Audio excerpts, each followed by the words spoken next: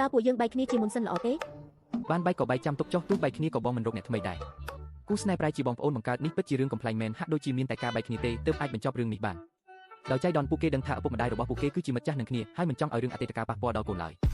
ដូច្នេះChen Lo Shaoសង្ស័យថាឪពុកក្មេករបស់គេអាចជាឪពុកបង្កើតរបស់គេ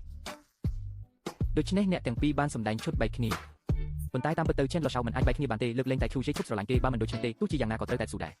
ប៉ុន្តែពេលនេះឈើឆៃពិតជាពិបាកបិទមាត់ណាស់ពេលត្រឡប់ទៅផ្ទះវិញនាងក៏ចាប់ដើមសួរដេញដល់លោកខប៉ុន្តែមិនទទួលបានព័ត៌មានអ្វីដែលមានប្រយោជន៍ឡើយពេលនេះChen Lo Shaoនឹកឃើញពាក្យម្ដាយថាគេជាកូនមិនបានការគេចូលចិត្តការប្រណាំងឡានហើយក៏ជួបគ្រោះថ្នាក់ចរាចរណ៍សន្លប់អស់រយៈពេលជាច្រើនឆ្នាំដូច្នេះChu Jieអាចសន្និដ្ឋានបានថាបុរសម្នាក់នោះមិនមែនជាលោកឈុតទេប៉ុន្តែការពិពណ៌នានេះហាក់ដូចជាស្រដៀងនឹង Fu Xu ណាស់ទីបំផុតChen Lo Shaoទទួលបានចម្លើយជាក់លាក់ពីម្ដាយរបស់គេតាមពិតទៅលោកខែគឺជាមិត្តភក្តិរបស់ Fu Yuqing ពួកគេទាំងពីរអ្នកធ្លាប់លេងជាមួយគ្នាយ៉ាងសប្បាយរីករាយកាលពីនៅក្មេងប៉ុន្តែក្រោយមកបន្ទាប់ពីបែកគ្នាជាមួយ Fu Yuqing ក៏អាចការទាក់ទងគ្នាហើយអ្វីបានជាបែកគ្នាម៉ាក់នៅជាមួយគេច្រើនឆ្នាំហើយទំនាក់ទំនងក៏ល្អដែរដូច្នេះម៉ាក់ក៏សុំគេរៀបការគេបដិសេធម៉ាក់ឬគេថាគេនៅក្មេងពេកChen Lo Shaoមិនដឹងថាគួរទៅបន្ទោសអ្នកណាទេព្រោះ Fu Yuqing ពេលដឹងថាមានវត្តមានរបស់គេក៏មិនស្ទាក់ស្ទើរក្នុងការដណ្ដើមសិទ្ធិយកទៅចិញ្ចឹមដែរប៉ុន្តែក្រោយមកគេក៏ជួបគ្រោះថ្នាក់ចរាចរណ៍ដោយសារបញ្ហាផ្លូវចិត្តលោកយាយមិនអាចមើលថែគេបានទេដូច្នេះក៏ត្រូវបញ្ជូនគេទៅមណ្ឌលកុមារកំព្រាប៉ុន្តែ4ឆ្នាំក្រោយមកពេល Fu Yuqing ដឹងខ្លួនឡើងវិញ Chen Lo Shao បានធំធាត់បាត់ទៅហើយគេថែមទាំងភ្លេចមុខមាត់របស់ Chen Lo Shao ទៀតផងដូច្នេះគេក៏ទៅរក Line ហើយដើម្បីទទួលស្គាល់កំហុសប៉ុន្តែរឿងរ៉ាវទាំងអស់នេះធ្វើឲ្យ Line ហើយសម្រេចចិត្តថាគេមិនអាចធ្វើជាឪពុកល្អបានទេដូច្នេះនាងក៏យក Chen Lo Shao ត្រឡប់ទៅផ្ទះវិញហើយក៏ហក Fu Yuqing ថាកូនត្រូវបានគេយកទៅចិញ្ចឹមហើយថ្ងៃក្រោយកុំតាក់ទងគ្នាទៀតអីប៉ុន្តែអ្នកណាទៅដឹងថាប្រលេងសើចក្តីស្រឡាញ់របស់គេចំពោះ Kelshi ធ្វើឲ្យមនុស្សចំនួនមុនបានជួបគ្នាម្ដងទៀត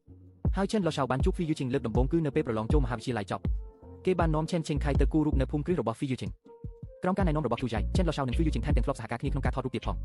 បន្ទាប់មក Fu Yuqing ថែមទាំងណែនាំការងារក្រៅម៉ោងឲ្យ Chen Lo Shao ទៀតផងហើយកាលពី2ថ្ងៃមុនវ៉ាលីរបស់ Chen Lo Shao ត្រូវបានលោកខូយកទៅគឺ Chu Jie ដែលបានសុំឲ្យ Fu Yuqing យកទៅផ្ញើនៅផ្ទះរបស់គេ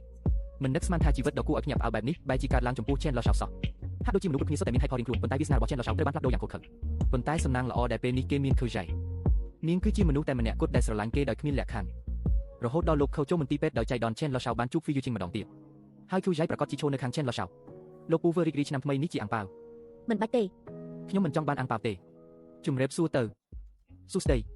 Fu Yuqing ដែលមិនដឹងរឿងអ្វីសោះចង់ឲ្យ Chen Lo Shao ជួយនិយាយល្អពីគេប៉ុន្តែគេមិនទាំងមើលមុខ Fu Yuqing ផងហើយក៏លីលោកខូចាក់ចេញទៅរហូតដល់តែលោកឈើនិយាយថា Chen Lo Shao គឺជាកូនបង្កើតរបស់ Line ហើយទើប Fu Yuqing ដឹងខ្លួនហើយយកគ្រប់យ៉ាងដូច្នេះគេក៏ប្រញាប់ទៅជួប Line ហើយភ្លាមប៉ុន្មានឆ្នាំមកនេះគេដឹងថាគេជំពាក់ស្ត្រីម្នាក់នេះហើយកាន់តែជំពាក់ Chen Lo Shao ថែមទៀតដូច្នេះគេចង់នៅក្បែរដើម្បីប៉ះប៉ូវយ៉ាងម៉េចយកភូមិគ្រឹះនោះឲ្យទៅគេចុះលោកគិតថាការទទួលស្គាល់កូនងាយស្រួលម្ល៉េះឬលោកថាលោកឲ្យរបស់បន្តិចបន្តួចខ្ញុំមកក្បាលហើយគេក៏យកព្រមដែរឬមនុស្សតែងតែមានទម្លាប់ប្រើសម្ភារៈដើម្បីប៉ះប៉ូវអ្វីមួយប៉ុន្តែការខ្វះខាតភាពកក់ក្ដៅជីវិតដែលត្រូវគេផ្ញើឲ្យចិញ្ចឹមនិងកុមារភាពរបស់ Chen Lo Shao គឺមិនអាចយកអ្វីមកដូរបានឡើយប៉ុន្តែដើម្បី Chu Jie Chen Lo Shao នៅតែសម្រេចចិត្តទៅជួប Fu Yuqing ព្រោះកាល Chu Jie នៅក្មេងម៉ាក់តែងតែទៅធ្វើការឆ្ងាយប៉ារវល់នៅមន្ទីរពេទ្យដូច្នេះជាញឹកញាប់គឺលោកពូហ្វឺជាអ្នកលេងជាមួយនាងសូម្បីតែពេល Chu Jie ត្រូវគេធ្វើបាបគឺ Fu Yuqing ដែលចេញមុខការពារប៉ុន្តែគេមិនបាននាំ Chu Jie ទៅមន្ទីរពេទ្យទេព្រោះគេមានបំណងចង់វាយ Fu Yuqing ឲ្យចូលពេទ្យយូរមកហើយប៉ុន្តែនៅពេលដែលត្រូវចុះដៃធ្វើមែនទែនគេគ្រាន់តែដើរមួយដៃជំនួសឲ្យម្ដាយប៉ុណ្ណោះចំណែកមួយដៃរបស់គេមិនបានដើរទេព្រោះគេគិតថារឿងខ្លះមិនមែនដើរពីរបីដៃហើយក៏ចប់នោះទេវិធីដែលល្អបំផុតសម្រាប់ពួកគេគឺការមិនរំខានគ្នាទៅវិញទៅមក Fu Yuqing ចង់ពន្យល់ថាខ្លួនមិនដែលបោះបង់ Chen Lo Shao ទេថែមទាំងធ្លាប់ទៅរកនៅមណ្ឌលកុមារកំព្រាទៀតផងប៉ុន្តែរឿងនេះបែរជាធ្វើឲ្យ Chen Lo Shao ខឹងយ៉ាងខ្លាំងអញ្ចឹងខ្ញុំត្រូវអរគុណលោកមែនទេដោយសារតែលោកជាប្រុសកំហូចម៉ាក់ខ្ញុំមានគំនិតមិនល្អចំពោះខ្ញុំតាំងពីខ្ញុំនៅក្មេងឲ្យតែខ្ញុំនិយាយជាមួយស្រីច្រើនបន្តិចគាត់គិតថាខ្ញុំដូចលោកហើយក៏ព្រោះតែលោកទើបខ្ញុំត្រូវគេបញ្ជូនទៅមណ្ឌលកុមារកំព្រាតាំងពីតូចហើយត្រូវគេរើសអើងនៅក្នុងមណ្ឌលកុមារកំព្រា Chen Lo Shao ស្រែកប្រាប់ Fu Yuqing ទាំងកំហឹងថាក្នុងរយៈពេល18ឆ្នាំកន្លងមកនេះគេមិនទាំងដឹងថា Fu Yuqing ជាអ្នកណាផង